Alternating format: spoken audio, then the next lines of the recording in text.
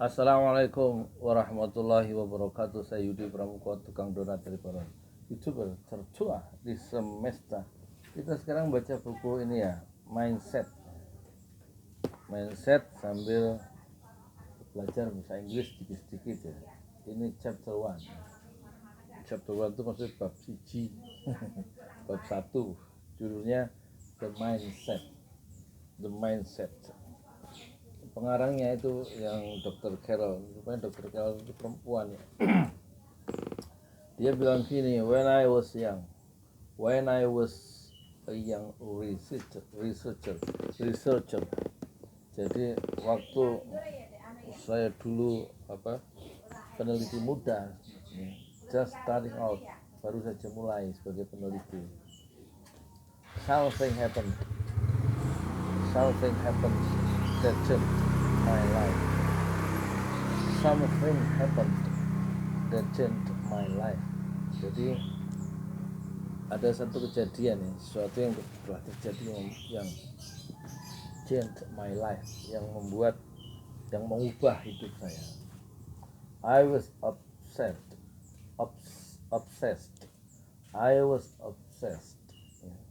Saya terobsesi with understanding how people cope with failures. I was obsessed itu terobsesi. Obsesi itu tertarik ya, dengan yang tertarik betul gitu ya. Terobsesi, perhatiannya tertarik terus menerus ya. Dengan satu pengertian bagaimana how people cope with failures. Bagaimana people cope itu mengatasi ya. Bagaimana cope, bagaimana masyarakat, bagaimana orang itu mengatasi with failures ya. Mengatasi failures itu kegagalan ya dalam hidupnya. Dalam failures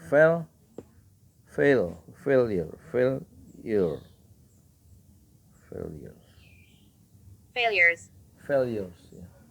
Failures itu artinya kegagalan ya. Jadi Dr. Carol itu terobsesi sejak dia masih sebagai peneliti muda. Dia bilang just starting out, baru saja mulai sebagai peneliti.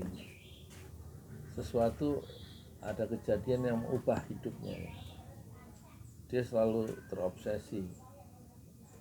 I was obsessed with understanding how people cope with failures. Bagaimana orang itu, cara orang itu mengatasi kegagalan dalam hidupnya saat mendapati kesulitan. Dia tertarik bagaimana respon manusia itu mengatasi kegagalan dalam hidupnya itu berbeda-beda. And I decided to study it, dan saya putuskan untuk mempelajari persoalan itu by watching how students grapple with hard problems, dengan melihat bagaimana siswa-siswa itu grapple itu bergulat with hard problems, mengatasi masalah-masalah mereka yang hard, yang sulit ya. Grapple, apa itu grapple? Gimana cara bacanya grapple ya? Grapple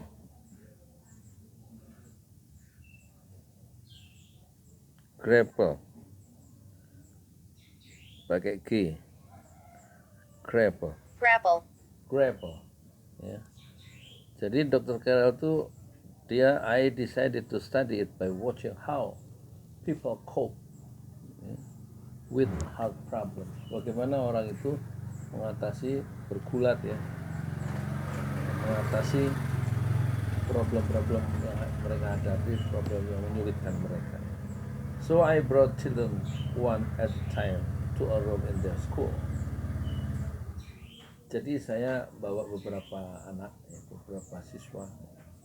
Suatu saat saya membawa beberapa anak ke satu ruangan di sekolah mereka, made them comfortable, dan membuat mereka itu comfortable, merasa nyaman, and then give them, dan memberikan kepada mereka yang sudah merasa nyaman itu a series of puzzles to solve, serangkaian puzzle. Puzzle itu jumlah, bukan permainan, puzzle yang harus diselesaikan, harus puzzle, satu persoalan yang harus puzzle. Puzzle itu apa sih? Ya pokoknya gitu ya. The first ones were fairly easy. Jadi puzzle yang pertama betul-betul mudah ya untuk diselesaikan oleh anak-anak itu. But the next ones, puzzle yang berikutnya, ones itu pengganti dari puzzle, ada ones gitu, ya. The next ones were hard, sulit ya, puzzle-nya itu sulit untuk diselesaikan. Nah terus si Dr. Carroll tuh pengen melihat bagaimana respon anak-anak itu ketika menghadapi kesulitan ya, dalam menyelesaikan puzzle itu. Berbeda-beda responnya menurut observasi dan penelitian dia gitu ya. As the students granted, perspired, and granted itu mendengus ya. Jadi ada anak yang mendengus, ngeluh gitu ya, mendengus. Terus perspired, terus ada yang meremehkan, kemudian ada yang apa ini, toil ya, kita baca ya, pakai di belakangnya, toil itu artinya bersusah payah ya. Jadi ada yang mendengus atau granted, ada yang perspired itu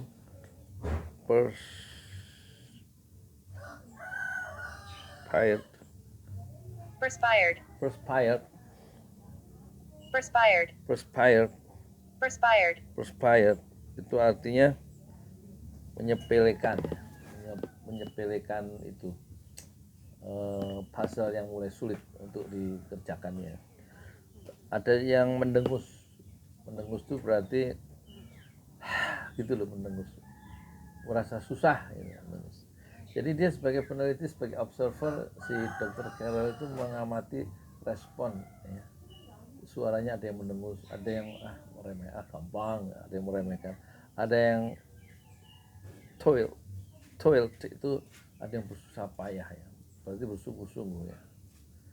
I watched their strategies ya. I watched, saya ngelihat strategi mereka ya. And probed itu apa?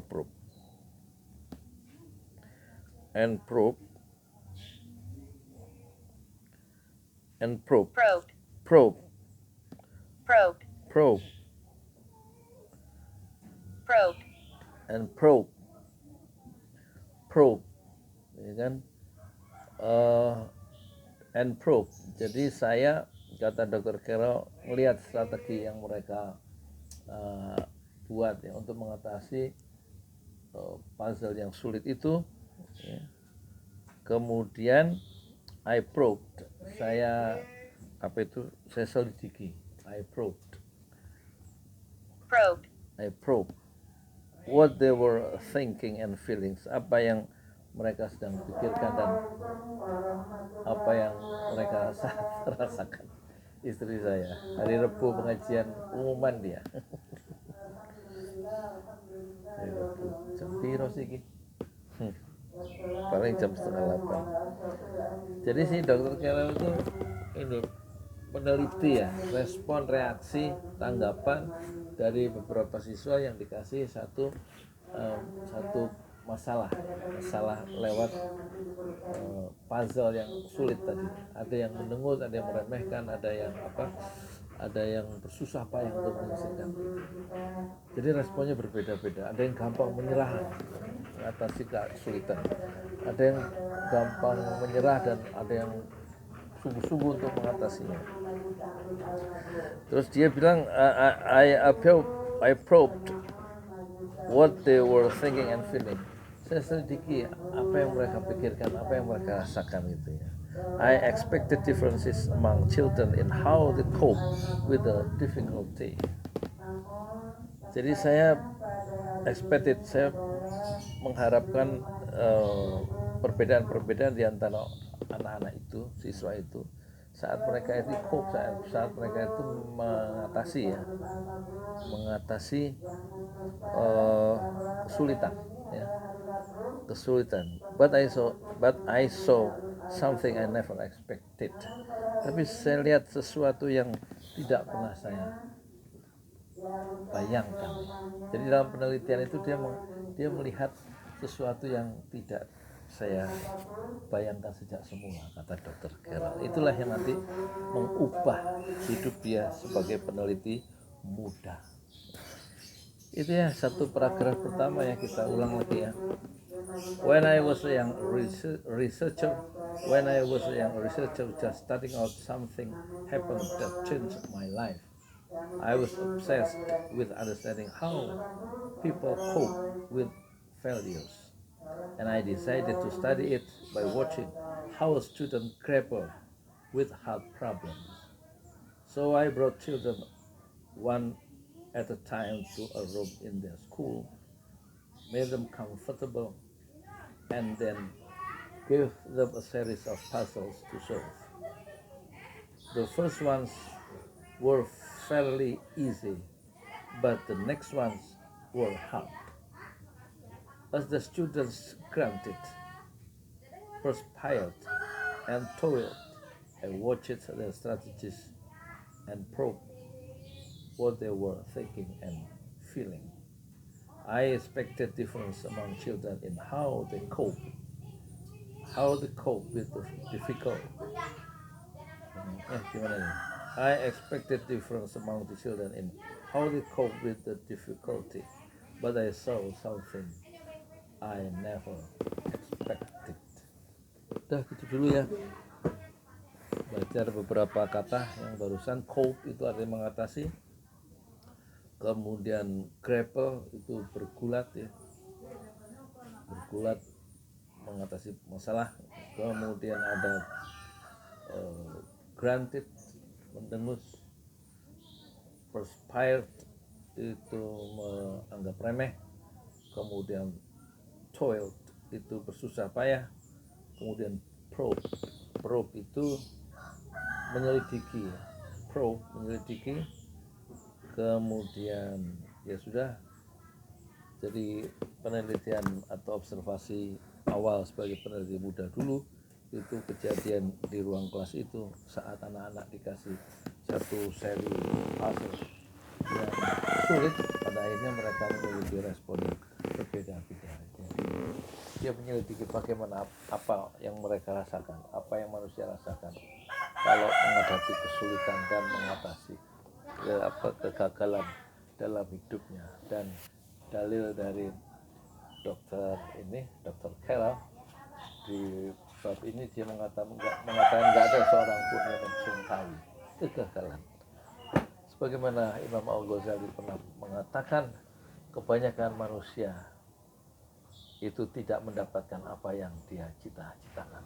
Kebanyakan manusia, kata Imam Al-Ghazali, ulama besar abad ke-11, mengatakan hanya sedikit manusia yang mencapai atau yang meraih apa yang dia inginkan. Kebanyakan orang gagal dalam hidupnya. Oleh karena itu, sebuah motivasi dari seorang YouTuber, dari seorang orang tua, dari seorang siapa saja, hendaknya kita lebih suka melihat masa depan seseorang daripada masa lalunya. Saya Yudi Pramuko, tukang doa dari para YouTuber tertua di semesta Fasbir Sabran Jamia. Bersabarlah dengan kesabaran yang indah. Assalamualaikum warahmatullahi wabarakatuh.